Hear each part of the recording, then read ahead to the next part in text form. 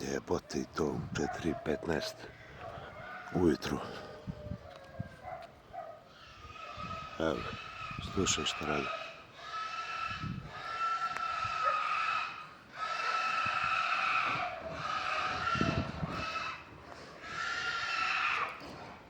Neverovatno.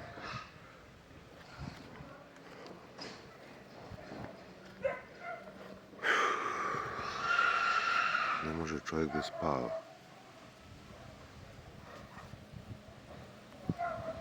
U 4:15 ujutru.